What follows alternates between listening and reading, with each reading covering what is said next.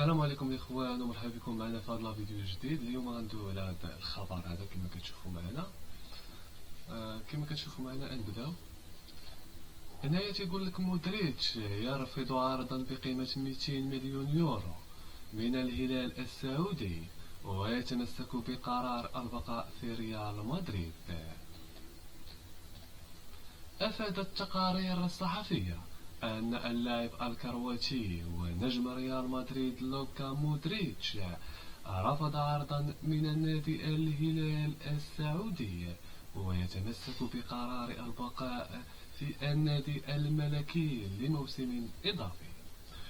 وفقا لصحيفة آس الإسبانية، فإن الهلال السعودي قدم عرضا لمودريتش يمتد ل3 مواسم سيحصل خلالها على 200 مليون يورو. كما كتشوفوا معنا هنايا هذه هي لاباج الخبر اللي جاي.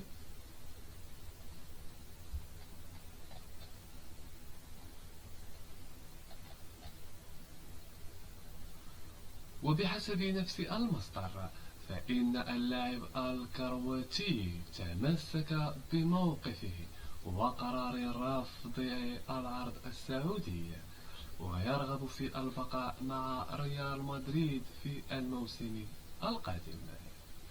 يذكر أن عقد مودريتش مع النادي ريال مدريد سينتهي في 30 يونيو الجاري، علما أنه لم يتم تحديد التعاقد بعد. كان هذا هو خبر مودريتش وانتقالاته. الآن سوف نذهب لخبر جديد.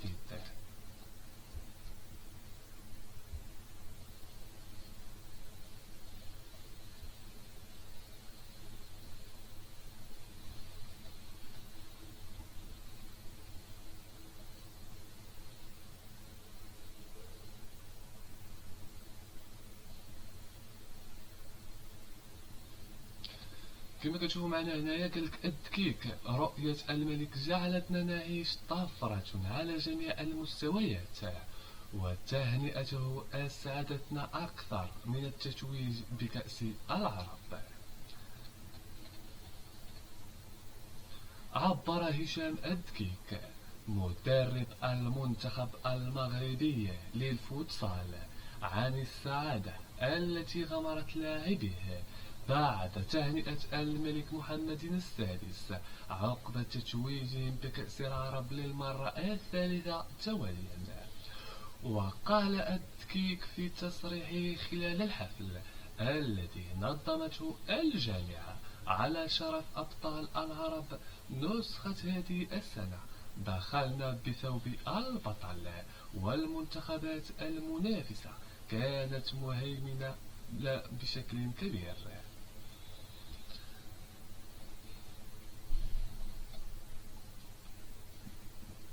المنتخبات المنافسة اصطدمت بمنتخب قوي لسبب بسيط: يمكن في تمريننا باستمرار في مركب محمد السادس المدهش من طرف صاحب الجلالة.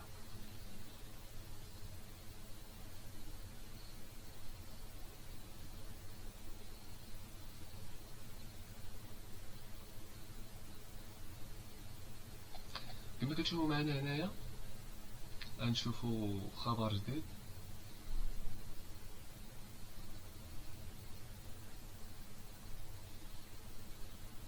كما كتشوفوا معنا هنا نشوفوا واحد الخبر عاوتاني: دوري الأمم الأوروبي، المنتخب الإيطالي يظفر بالمركز الثالث عقب تغلبه على هولندا ب3 أهداف لهدفين.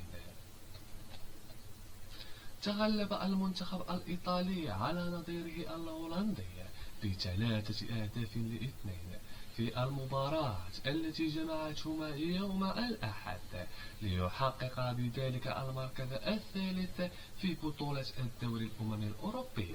ومع انطلاق الشوط الأول، افتتح المنتخب الإيطالي التسجيل بهدف مبكر عن طريق فيدريكو دي ماركو في الدقيقة السادسة، ليضيف دافيد فراتسي الهدف الثاني في الدقيقة 20.